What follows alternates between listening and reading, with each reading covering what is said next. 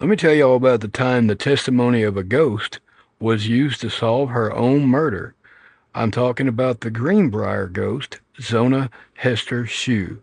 Now, Zona was a lifelong resident of Greenbrier County, West Virginia, and when the blacksmith Edward Trout Shue moved into town and set up shop, they began a short courtship and got married in October of 1896.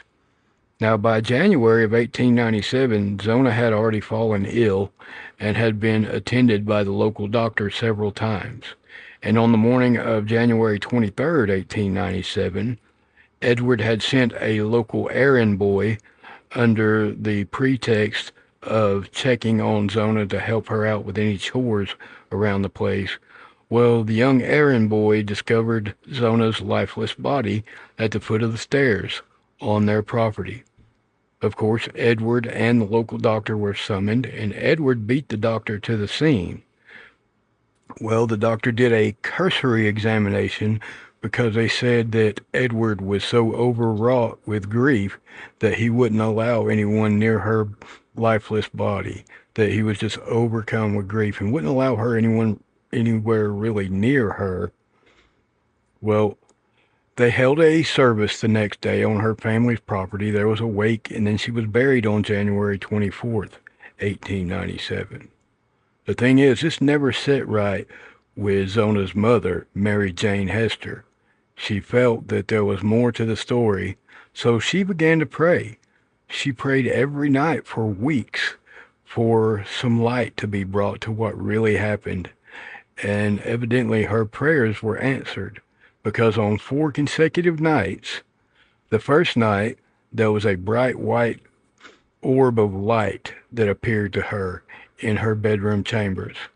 Well, the next 3 consecutive nights, Zona's spirit came to her and told her the story.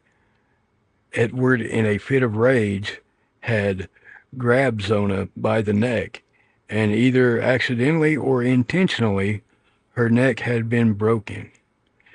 And to prove this, on the very final appearance, she turned her head around 180 degrees to show her mother that her neck had been fully broken and separated. Well, the mother goes to the local prosecutor with this news, and of course, he said based on the strength of that evidence alone, he couldn't do anything. But it did give him cause to talk to the local doctor and see his thoughts on it. And that's when the doctor told him about Edward's strange behavior, that he wouldn't allow him close enough to the body to do a proper examination. And also, it came to light by the local errand boy that her clothes had been changed. She was in different clothes than what he had seen her in when he first discovered Zona. She was now in a different dress with a high, stiff neck collar. And also, Edward had tied a scarf around her with a very tight knot and bow around her to kind of support her head.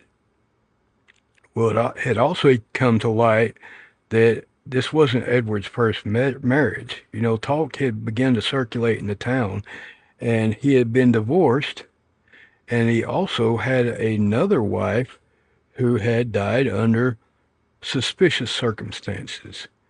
He said that he dropped a brick on her head while he was fixing the chimney. But anyway, he moved away from that county before, any charges could really be levied against him. So this was not his first rodeo. So based on the strength of all this evidence, they did exhume Zona.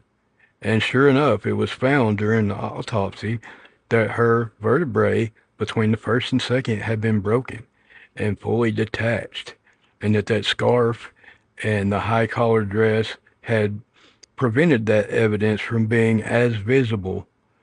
So it looked really bad for Edward, and he was arrested on the spot. Now, during the trial, the prosecutors skirted around the appearance of the ghost to the mother. They didn't want that to come in to question her credibility. But it seemed like the defense decided that they were going to cross-examine Miss Hester, and she did not stumble on her testimony. They tried to get her to trip up, and it only took the jury 1 hour to deliberate and find Edward guilty of murder in the first degree. Now, he was sentenced to life in prison, and he died in a pauper's grave about 3 years later because there was a pandemic that came through the Moundsville prison where he was at, and he was one of the victims of that pandemic. So about 3 years later, Edward was gone. That's been Jay's Haunted Appalachia for tonight. That's been the story of the Greenbrier ghost.